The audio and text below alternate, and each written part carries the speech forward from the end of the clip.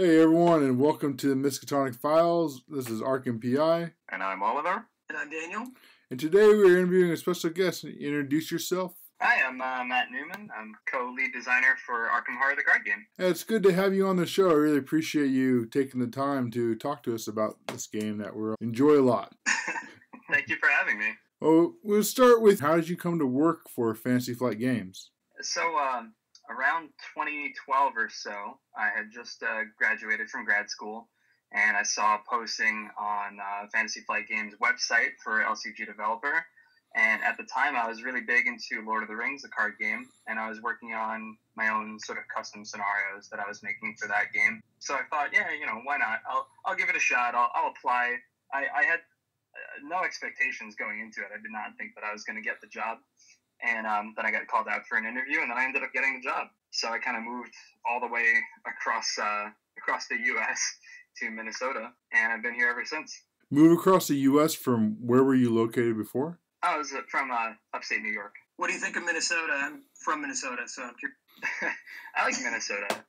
It's filled with a lot of nice people, and I think, like 8 months out of the year, the weather's spectacular. I dig it. Put that other four, man. Yeah, pretty much.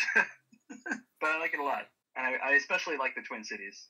What is your design process? Like, are you more of a numbers guy or trying it out until it works, or how do you work? I think that's an interesting question, because I think my style has kind of changed over time. When I worked on Lord of the Rings, I was more of a numbers person. I like to number crunch and make sure that all of the numbers work out, just precisely. I would do things with probability and just make sure that everything works the way I want it to. But when I started working on Arkham, I realized that this game is more about feeling and emotion.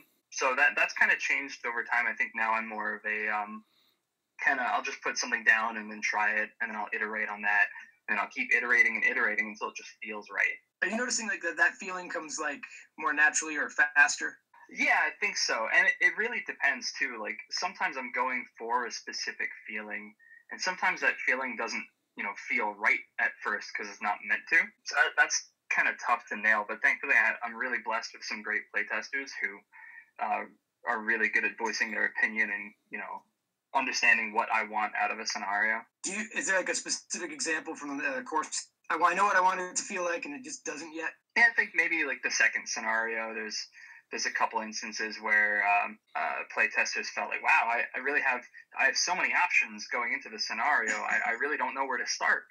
At first, they might be saying that, like, thinking that that's not a criticism, but like a concern. Like, is that a bad thing? Should we know where to go? And I'm like, no, that's perfect. That's exactly what I'm going for. Arkham Horror, the living card game, exists in a wider universe of the Arkham files, right? And so, like, when you're designing this game, what are some mechanics or things that you want to keep from the Arkham files? Other things like Elder Signs or something like that, Mansion's Madness. And what ways that you want to totally go your own way with this game? So I think it's important that, since it is part of this greater IP, that it feels like it is that it's like a member of that family. So we look to the other games for inspiration a lot of times, and we look to the other games for ways that we can tie in the narrative and make it feel like part of a greater setting and IP. But as far as like the individual mechanics, we also want to make sure that the card game is its own thing. And we're not just borrowing from these other games. We're really making a brand new game that is inspired by, or perhaps feels like it's part of this greater setting. So when you're designing this game, how do you work with your story team, and how do they influence the campaign story overall? That's a good story. I'm sorry, that's a good question. I mean, so we do have a story team.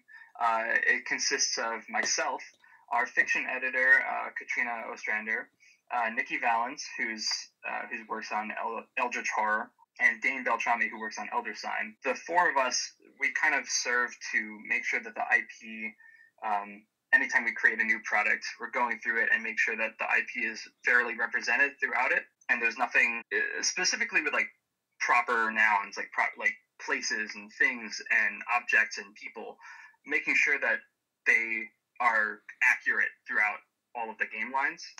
So if in one game there's a particular person who runs this one shop or something, and then in another game, maybe it's a completely different developer who works in that game. They don't know about the other game, and they include that same shop. We want to make sure that that character is there, make it feel like it's all part of the same setting. So in some ways, they're kind of like the IP police. And they'll just roll up like, wee, and like be like, no, you can't do this, or actually, can you add this? That'd be really cool if you could add this. So it's really helpful, actually, and being a part of that team, I can help to kind of steer things. If there's a particular way that I want the narrative to go, it really helps. How often do you all meet? We don't really meet. We don't have like a council that we meet in secret or something. It's more like whenever there's a new product that's, we go through multiple stages. At the beginning of a product, there'll be like a vision, and they'll get to see that vision and make notes if they have any concerns about the IP or any suggestions. And then about the halfway point, we'll kind of do it again. And then again near the end, when we have a finished product, they'll get to review it and again make any notes or decisions. If, for example, if I picked an investigator and they felt like the class that I chose for that investigator wasn't appropriate for whatever reason, they might chime in and be like, this character seems like more of a guardian to me than a rogue, or that kind of thing. I wouldn't say they have like direct influence, but we kind of help each other out. It's more of a guidance thing than a restriction, Okay, then to the next question, you also worked on Lord of the Rings, the first cooperative LCG by Fantasy Flight. Mm-hmm. So how did your experience with Lord of the Rings influence Arkham Horror? I think it influenced Arkham's design in a number of ways. So for Lord of the Rings, I mean, they're two very different games. I think it's important to note that the style of the game is very different. The tone of the game is extremely different. And even though Lord of the Rings is a very, very hard game, it's kind of like, it's a different mood. It's a different atmosphere. Lord of the Rings is very heroic. And that's the feeling that we want to evoke in the players is, yeah, we can do this. We're going to stand up against evil and fight back. And Arkham is kind of meant to be very different from that. So as far as like how the design experience differs, we kind of like take a different mentality when we're designing the scenarios. And the open-ended nature of Arkham and the campaign mode in Arkham makes it so that we're able to explore a lot of wacky things that couldn't happen in Lord of the Rings. Branching storylines and characters dying off that, in Lord of the Rings, that kind of thing would have to be like a set part of the story. So would you say you feel like you can be more, for lack of a better word, unforgiving when designing Arkham? I think creative is a better word to use. Like unforgiving, yeah, that's that's also true. But I think it's just like the open-ended nature allows me to explore narratives that maybe couldn't be explored in Lord of the Rings, where, at the end of the cycle of Lord of the Rings, like, the heroes are going to end up winning in the end, because that's kind of how it goes. And that's not a bad thing. That's just kind of the way Lord of the Rings is, right? The big boss is going to get defeated. We're going to destroy the ring, right? Arkham allows us to explore very different narratives, and that in turn allows us to explore different mechanics. I almost feel like you have to be more forgiving in Arkham because these heroes need to survive for 8 seasons. Or they don't need to, but it's best it's kind of best if they do. And can you speak to the forgiving nature? I like that word Oliver used. Like, I just feel like you would have to be more forgiving and allow certain sensitivities in design or something. Yeah, I think it all boils down to like the feeling that you have while you're playing. You might feel like it's very oppressive and like, oh, every moment this could be the moment that I get defeated. But yeah, the narrative does have to allow for you to move on to the next scenario regardless of what happens. So in that sense, it is kind of forgiving where, I know if I get defeated, it's not the end. I'm going to move on to the next scenario, unless maybe I'm at the very end of a campaign or something. So, hopefully that answers your question. It's kind of both at the same time. And it probably comes up to the 4 difficulty levels as well. Yeah, definitely. Allows for differences in that. So, yeah. At its heart, like, what would you say is Arkham Horror? Because I feel like it's a pretty grim source material. right? It's pretty Lovecraft is hopeless, but this game is certainly not. So how do you work with that source material in your design? I think at its very heart, Arkham Horror is about the mystery and the discovery and like trying to figure out what's going on under the surface of these investigators' regular everyday lives. And yeah, like you said, Lovecraft's universe and the Cthulhu mythos in general is very, very harsh, very unforgiving, very hopeless. And the experience that we're trying to deliver sort of like hones it on that a little bit, but it's a little bit more pulpy than that. Like you do have hope. You are everyday people, but you also have spirit and courage and the ability to stand up and, you know, in some cases pick up a shotgun and be like, well, let's go to town. But in other cases, just, you know, have the courage to investigate these unknown things. That I think is the spirit of what makes Arkham Horror interesting. Would you consider Arkham Horror to have RPG elements in it? Yeah, definitely. I mean, so like from its very onset, me and Nate wanted to blend together RPG and LCG elements. That was kind of our pitch when we first like whipped together the vision of the game. And that idea of like RPG meets LCG really informed a lot of our decision making throughout the design process. That's what led to things like the experience point system and the campaign mode and the idea that every time you play, you're going to move on to the next scenario regardless of the outcome, and the branching story and all of that stuff. It's very much meant to deliver the feeling or the experience of playing through an RPG campaign, but with cards. You know, would you say at the heart of Arkham Horror it is an RPG, just an LCG format? Yeah, I think so. I mean, obviously there's differences. Like in an RPG, you can kind of do whatever you want. It's very open-ended. There's a game master who's running the game, so there can be that open-ended element. And the LCG is a bit more structured. It has to be, because the cards are essentially running the game for you. But I think it delivers an experience that can be equated to that of an RPG. We saw that you had a chaos bag in this game. You draw tokens. Can you talk a little bit about that? Yeah, sure. So like I was saying, we were pitching this RPG, LCG format. Part of that, when you're looking at RPGs, is there's always a skill test. And like skill test resolution is a big part of RPGs. And so we kind of wanted to incorporate that into the LCG. We went through a lot of different iterations. I can't really talk about all the different iterations that we did. None of them really felt perfect until we came up with the Chaos Bag idea. And frankly, I don't remember the exact way that it came up. It just kind of naturally evolved from some of the other ideas that we were iterating on. And it was a happy accident, because it also felt like the other games that each had, you know, a monster bag or a clue bag in Eldritch Horror that you're always drawing tokens out of. So it kind of felt reminiscent of those games, but also very new and very different. And it felt right, you know. Well, it's certainly dreadful, so that's nice. Yeah, the experience, the physical experience of like reaching into the bag and not knowing what you're going to get is, I think, a core facet of the gameplay loop in Arkham, for lack of a better term. I especially love the idea of the tentacle token. Like, of course, when I'm playing it, I hate it. Right.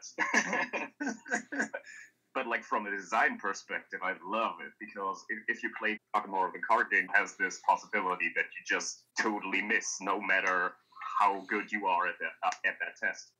Yeah, I think that's really important for the overall balance of the game too. Like, especially since you're able to modify your luck by discarding cards and playing assets and whatnot.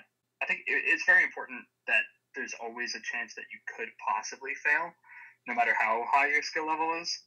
And while that can definitely be frustrating at times when you're like, oh, well, I'm 7 over. I mean, what are the odds?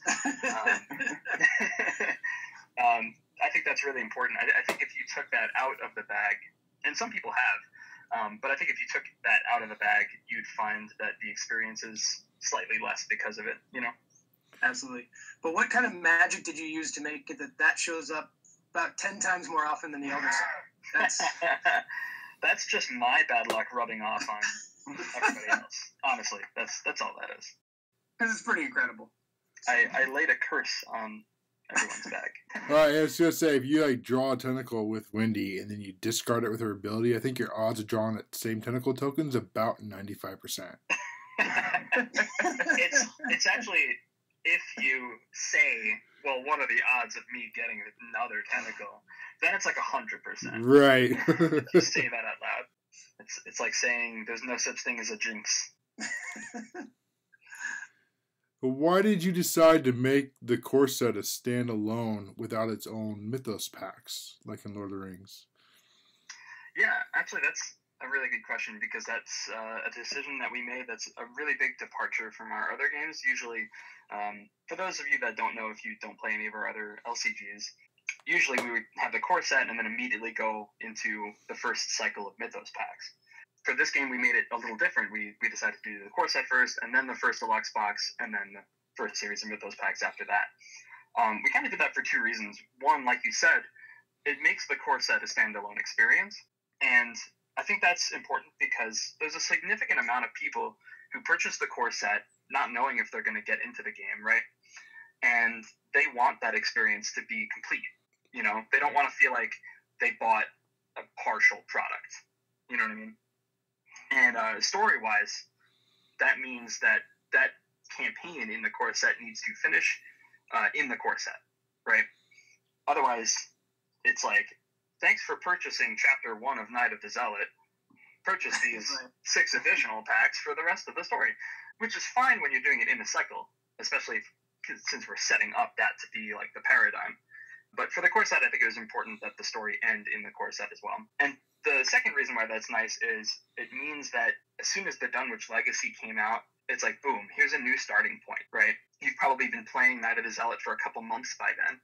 So it feels nice to kind of enter in with a fresh story, with fresh investigators and a new set of eyes. And I think that really benefited the game in the long run. I also think just because Arkham is a story-based co-op game, like with competitive games, you can buy a core set and basically just start building decks and play against your friends. But if you purchase a core set and it's like, here you have 1/3 of a story or something, then I think people would feel ripped off.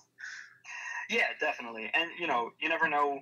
Like, sometimes there are errors in production or shipping, and things can take a little bit longer. And the last thing that you want is to ship, you know, the first 3 scenarios of an 8-scenario campaign or whatever, or I guess it would be 9-scenario campaign if we did core set and then 6 Mythos packs, and then end up having like a delay. So that kind of solves that problem as well. I mean, that's happened before in the past, and people were pretty much humorless about it, so I see why you would say that. I mean, it happens. It's something that we obviously try to avoid at all costs, but it does happen. So planning for it is definitely a good idea.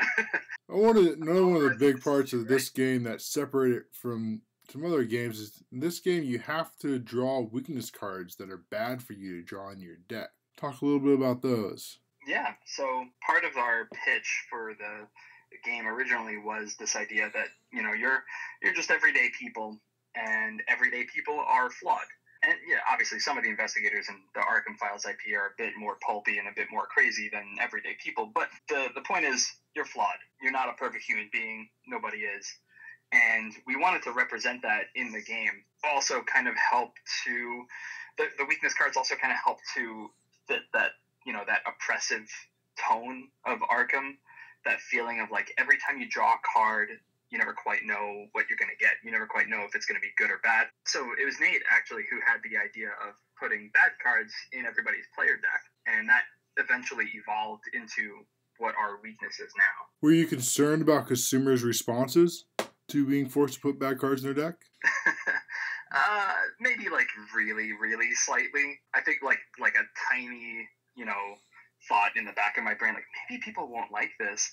And that was immediately quelched by the overwhelming response of they don't have to like it. Like they almost shouldn't like it, because that's kind of the point, right? That's kind of the point of weaknesses. You don't want to put them in your deck. We're kind of forcing you to. And then when it happens and you reflect on those moments when, like, you know, a stubborn detective pops out of the water next to the gondola in Carnival of Venice, and you're like, what are you even doing here?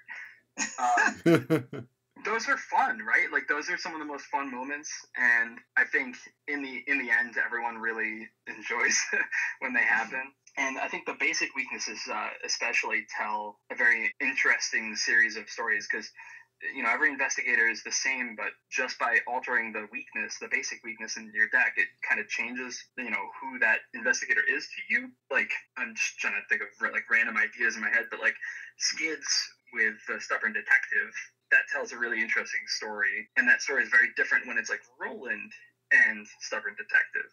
It kind of begs the question of like what happened in the past, and you can incorporate that into your own storytelling mentally. Right. Another thing these weakness cards tend to do is kind of, I guess, for lack of a better word, impose the RPG aspect of the game. You're going to have to do things that you don't want to do. And I like that part. Otherwise, everyone can do everything equally. Mm-hmm. Everyone's just going to be heroic when they can. And this sort of forces you to think about your character in a way that other games don't. Yeah, no, exactly. Yeah, and I think some of the weaknesses especially are really good at making you play like that weakness. I'm thinking in particular like paranoia. So paranoia is a weakness that makes you lose all your resources. And if you have that in your deck, you kind of play all the cards in your hand to like get the money out of your resource pool because you might lose them at any moment. And that makes you feel kind of paranoid. Like, I'm going to whip out my gun. Why? There's no enemies nearby. I'm just going to do it, okay? Like, trust me. I know what I'm doing. Right.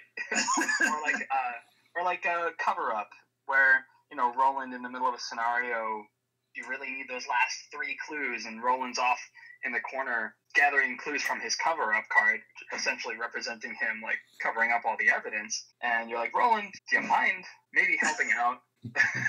What I especially like about the weakness cards is in combination with the fact that you only have 3 actions. One of these actions is drawing a card. And so it can happen. It can always happen that you're like, okay, I spent one of my 3 limited actions drawing a card, and then you draw something that you can't use. Right. But with the weakness cards, you always have a chance. You're not only wasting an action doing something that doesn't help you. You're wasting an action doing something that actively damages you. It also serves as a nice kind of subtle way to counteract players making draw engines where they're able to draw through like their entire deck, which is always kind of an issue that could happen in any card game, but weaknesses help to maybe mitigate that a bit because, you can draw through your entire deck, but if you do, you can hit all your weaknesses. Discard all cards. Whoops. Right, exactly. Yeah. You get damage every time you reshuffle the deck, so... Right. Which I think is brilliant, by the way. Awesome. Well, maybe this is a good segue to a question I have. It starts from weaknesses, but I think could be about all sorts of aspects of the game, and it's kind of about like rules and interpretations that come up that maybe surprise you. You haven't really thought about it in terms of like initial playtesting, and then you see how various people approach the game, like kind of changes or FAQ reactions that you kind of have to make up. And I guess one thing I'm thinking of in particular, the fact that other investigators can deal with your weaknesses sometimes. It seemed like a ruling that came out after the fact that, I have to go to the farthest place to deal with my weakness, but if someone else is there, they can do it. And I'm just curious about like that type of decision that gets made. Yeah, definitely. So I'll answer more broadly first, and then I'll go into the specific instance that you brought up. So like FAQs are really tricky, right? And rulings in general are really tricky because we want to stay true to the letter of the rules reference that we wrote as often as we can, because anytime we counteract that, then that basically means it's an errata to the rules, and errata is something we do as kind of a last resort, right? Because then we're basically saying, hey, this thing that you purchased is different. It's different from what you actually thought it was unilaterally. We just changed our minds. So we try to avoid that whenever we can. So a lot of times we'll make decisions just based on like, well, this is what we wrote, and then sometimes we'll have to weigh that against the potential downsides to ruling that way. And that might cause us to go back and make an errata to the rules.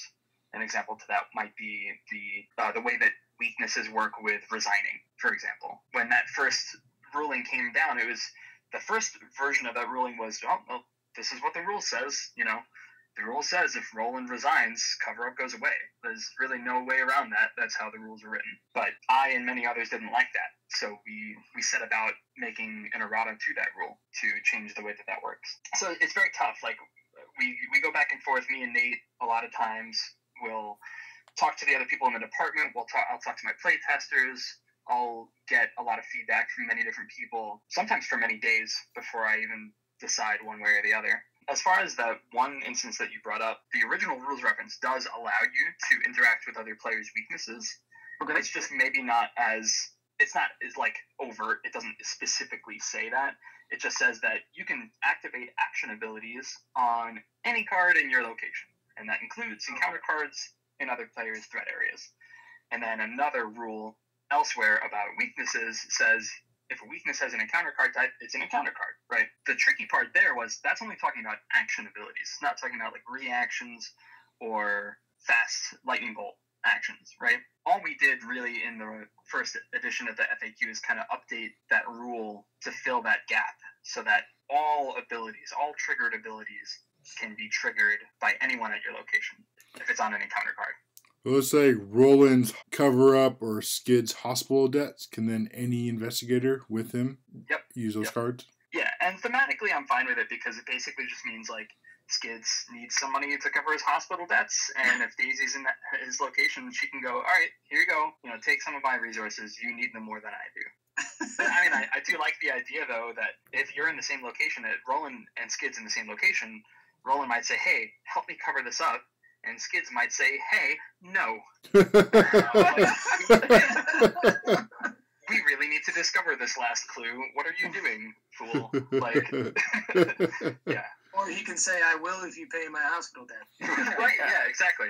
And that allows for some interesting interactions, too. And on these different game elements you talk about, I know several players, they will make like house rules. Like, for example, I'm going to play 2 investigators, we call 2-handed, or someone wants to make adjustments to the chaos bag and have different tokens in and out. We alluded earlier. How do you feel about people adjusting the game rules to meet how they want to play?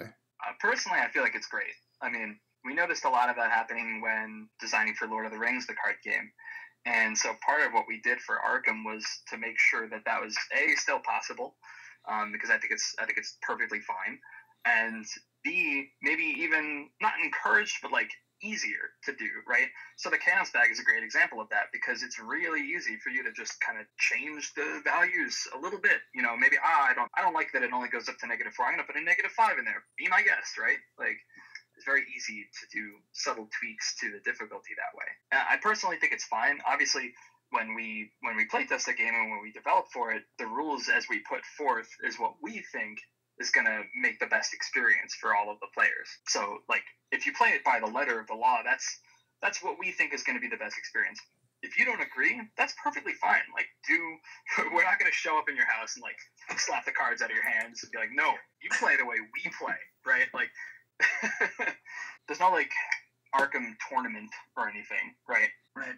So if you guys have your own house rules that you play, I think that's perfectly fine. And I honestly do that a lot with the games that I play at home. It would kind of be hypocritical of me to suggest otherwise.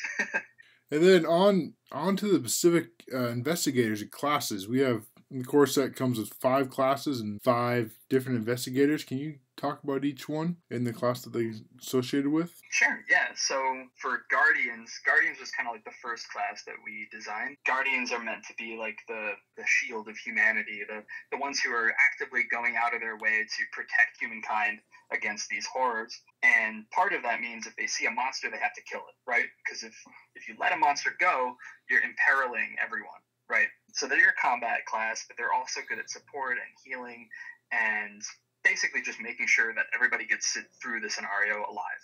And Roland, so before I talk about the investigators, actually, let me just mention that for the core set, we knew from the very beginning that we were going to have to pair each investigator with 2 different classes, right? So I actually made like a huge spreadsheet. So one of the first projects that I did after we designed the 5 classes was make a huge spreadsheet of like, not every investigator in the Arkham Files IP, but a lot of them, and decide who our 5 core set investigators were going to be. And then even after I did that, they changed kind of a few times over the course of development. But Roland was one of the few that never changed. He was kind of my main man all throughout the design of the core set.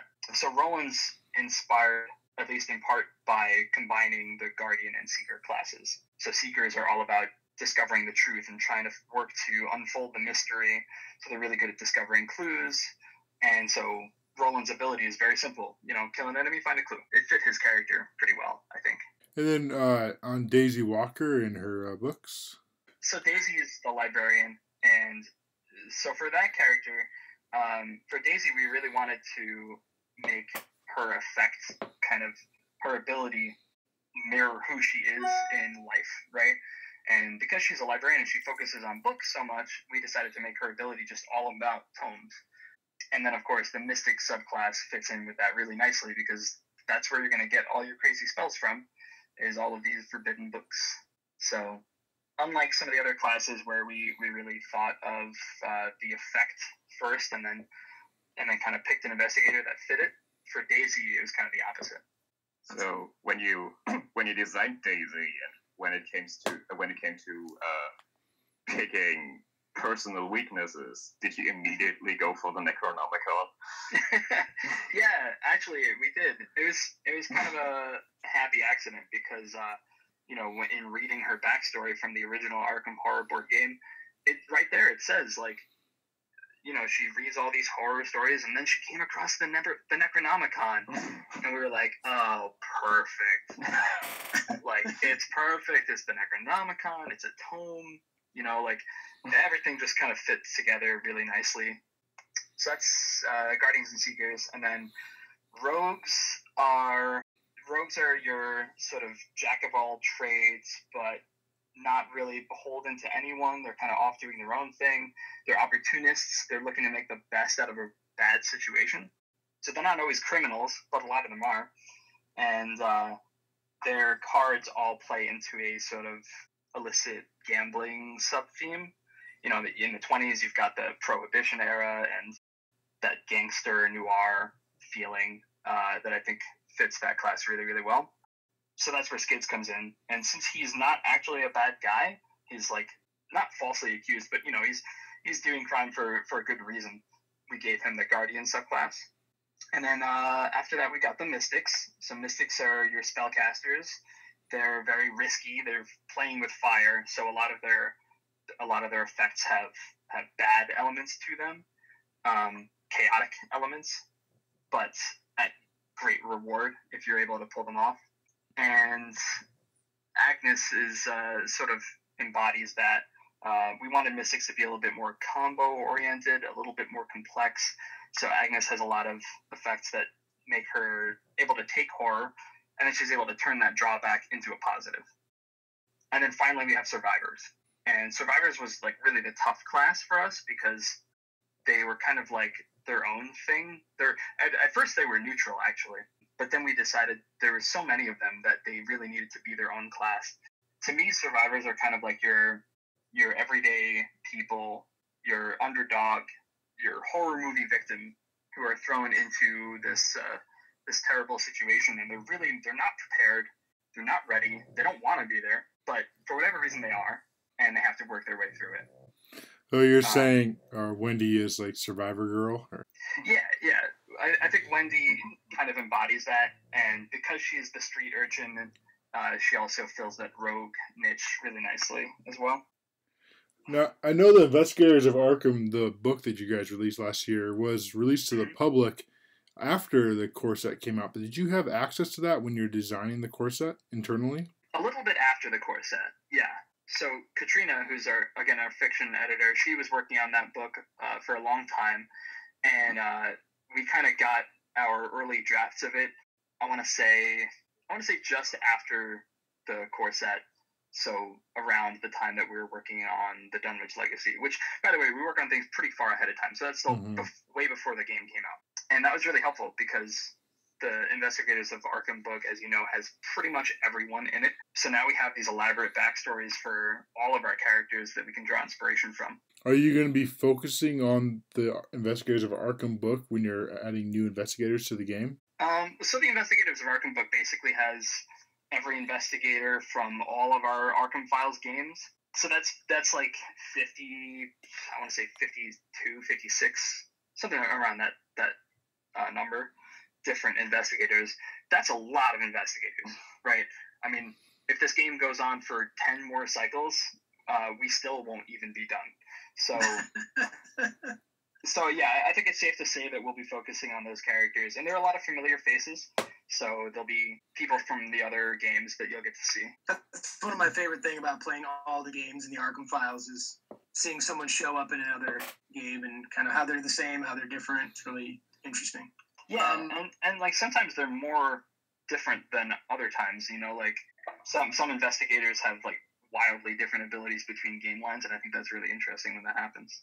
So when you're designing cards, let's say for the core set, are you trying to design cards more for the general overall the game fitting the class, or more of this would be a really good card for set investigator? I think from the core set was very much like we need to design staple cards, right? We need to design cards that people are going to keep coming back to and feel like, 2 or 3 years from now, they'll still feel like, wow, the core set was a really good set. There's a lot of good cards in it. So I think for the most part, we were looking for just good cards that make a statement about that class. There's a couple cards in there, of course, that are more tied to like particular investigators. Like Forbidden Knowledge with Agnes is like really, really strong with Agnes. The Tomes for Daisy and that kind of thing. Sure. But no, I think for the most part, we wanted those core set cards to be staples that you're going to keep coming back to. Well, along with the limited release of the Arkham Horror card game at Arkham Knights last year, you also released Curse of the Rougarou to the tenants there. You want to talk about that scenario a little bit? Did you go back into history to find a story? We did look at some historical sort of myths, I guess you could say, about that area. We actually had, so previously when we did the Call of Cthulhu AHlcg, we had this Terror in Venice set, and we also had this, I forget what it's called, the Shub Niggurath box is all set in New Orleans. So we had all of this cool art of Venice and New Orleans, and we really wanted to use it in the AHlcg.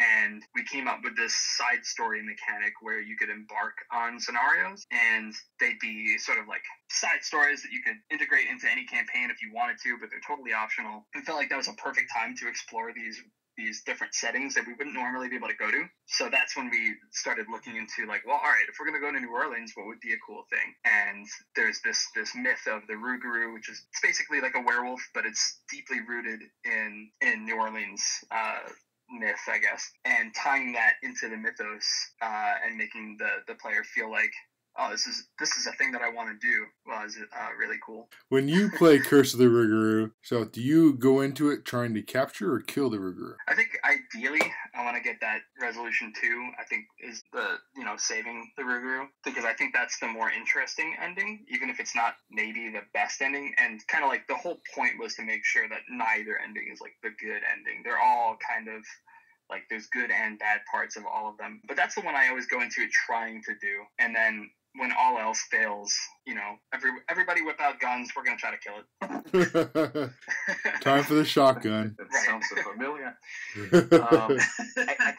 Actually, talking about resolutions, I think that's also an interesting part about the game, that you don't really win or lose in a game of Arkham Horror. You just reach a different solution. Maybe you can tell us a bit about that part of the game and how that came to be. Yeah, well, that came from the idea of no matter how the scenario ends, you're going to move on to the next scenario. So part of that was like, well, if that's the case, then we really can't say like you win or you lose, because if you say you lose, then that kind of encourages the player to be like, never mind, scrap that, we're going to play again, right? Because you don't really want to lose. You want to keep playing until you win. But we wanted to encourage players to take the ending that they got and just move forward with it. And me and Nate both were inspired by the Choose Your Own Adventure books that like we both used to read and play when we were kids or teens. And those books were very much like, what do you want to do? Do you want to listen to the old lady, or do you want to not believe what she's saying? Like, turn to page 72.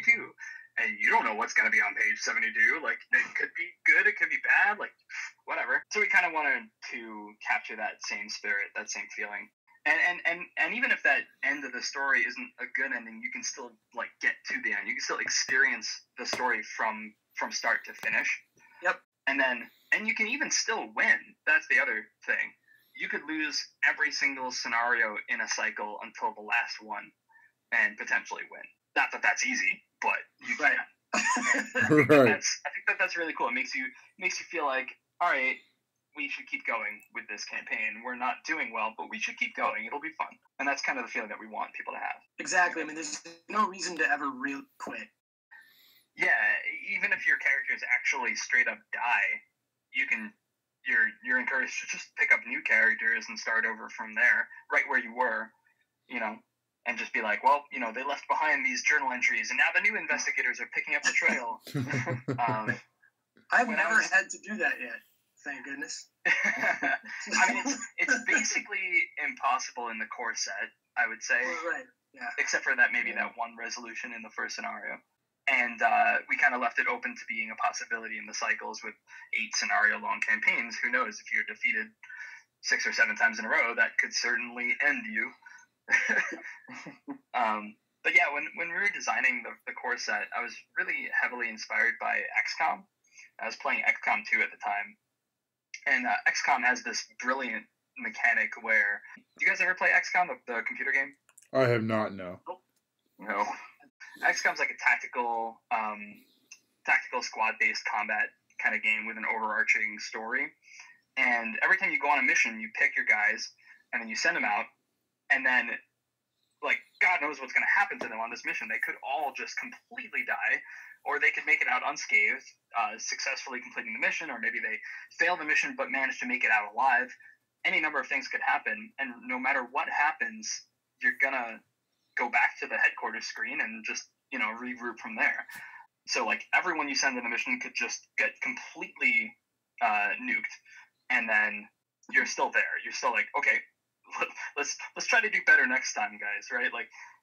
So I was really inspired by that, and I think it reinforces a really interesting play pattern of mitigating risk, but you have to take risks. You don't have a choice. You have to take risks, but you're trying not to at the same time because you're growing attached to these characters. Do you have any other questions for Matt before we wrap this up? Not really, other than to say thank you, Matt, for your hand in designing my 2 favorite games and all you've done for the community. Oh, thank you so much. Yeah, thank you for coming on the show and talking to us, and hope our listeners gain some insight into this game that we all love to play. And thank you for hosting us, and thank you for all of the content that you guys put out too. The community for this game is really, really great, and I love what everyone's doing with all these video playthroughs and podcasts and whatnot. So thank you. All right, well, have a good night, and we'll see you next time.